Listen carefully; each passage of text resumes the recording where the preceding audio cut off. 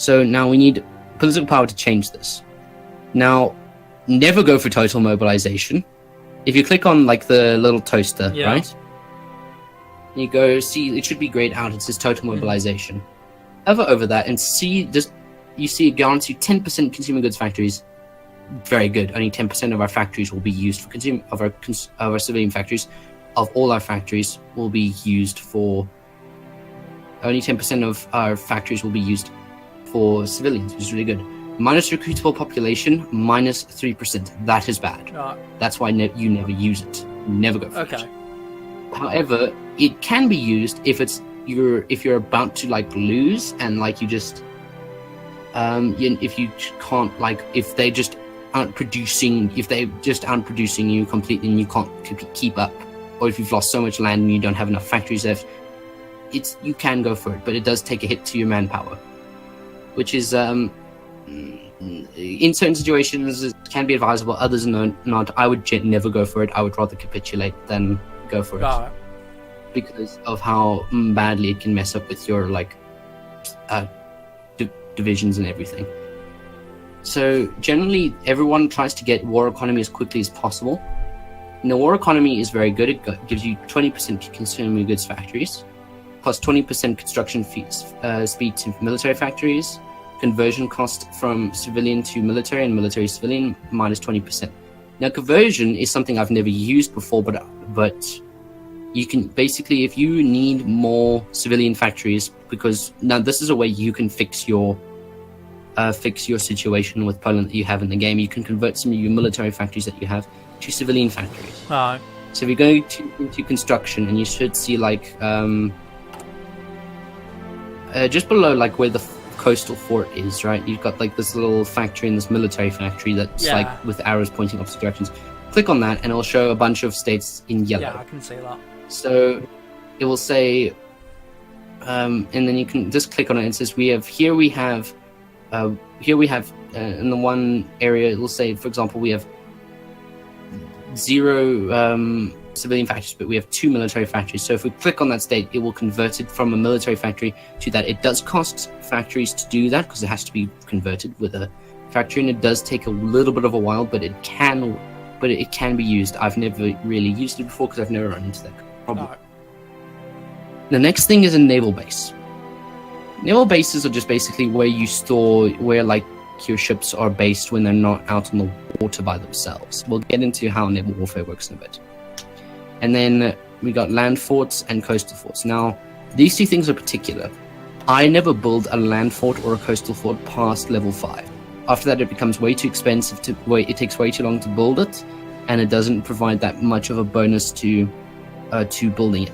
So through Russia's focus tree, we will get some forts. Defensive Moscow, plus 28 land forts around Moscow.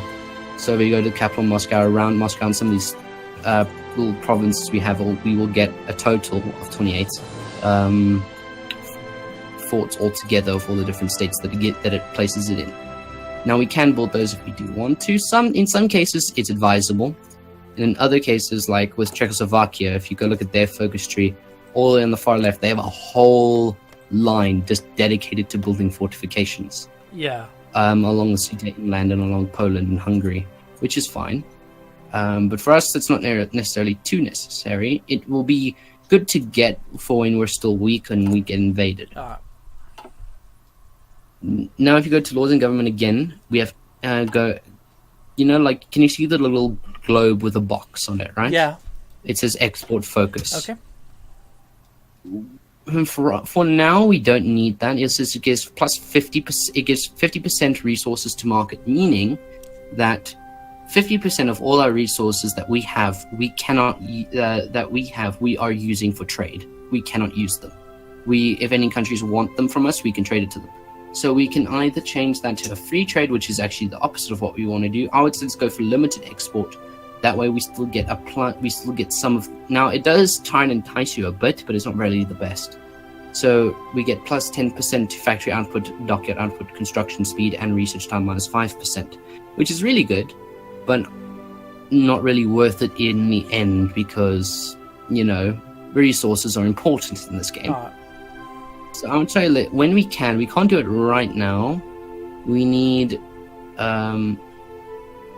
we need to be at war in order to do this as the Soviet Union, or we need to have a law of partial or war economy or total mobilization in order to change our trade law.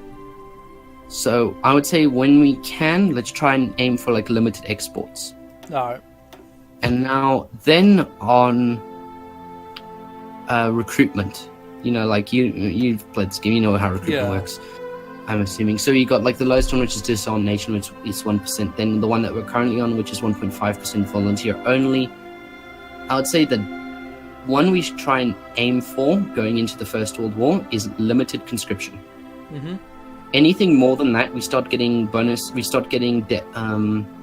to training of our units, factory output, and factory output and stuff like that, which is not the best. So it's only advisable to move up until once you've run low or run out of manpower, unless you have to go up to the next one, or if you don't have enough units to be able to compete with another one. I've never run into that problem as the Soviets before, but it can happen. So it's try and aim for like a limited conscription quite soon is a good one to get. And then that's pretty much it. Now let's just finish organizing our troops. So you got these 108 divisions right here. We're going to split them up into 2 armies. So now we have this 54-man unit, which we're going to put along the Polish border here. I'm going to put it there. I'm just going to do this for you, just to save a bit of time. And then we're going to put the other one along the Romanian border here. These are two quite important borders to keep hold of for us. So I'm just going to assign I'm just going to assign a couple of generals here. Who do we want?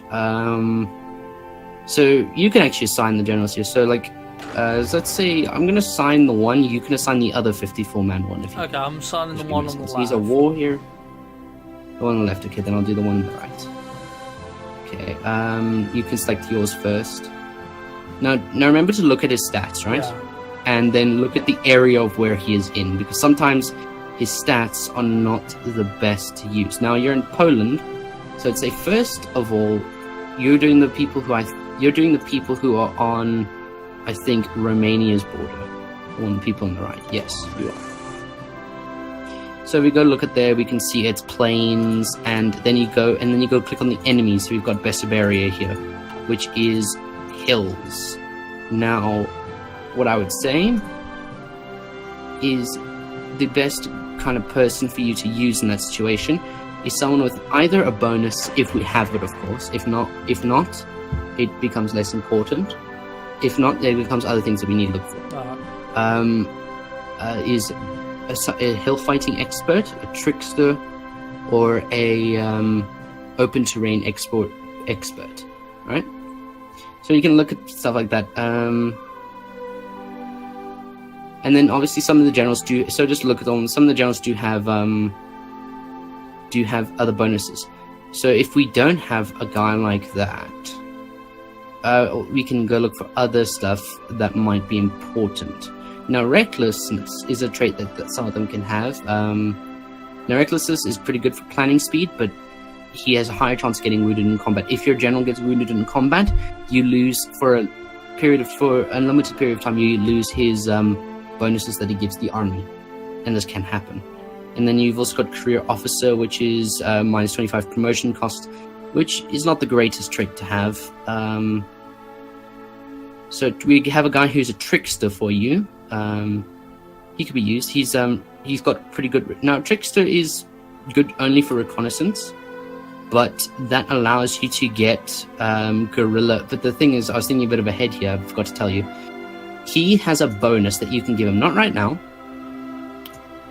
of guerrilla fighter, which gives him plus 25% entrenchment, meaning that against a hill fighter, when they're attacking you on hills, they have an advantage if they attack you.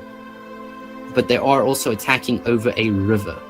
Keep that in mind. This is quite important. I can't even find the trickster. Hold on.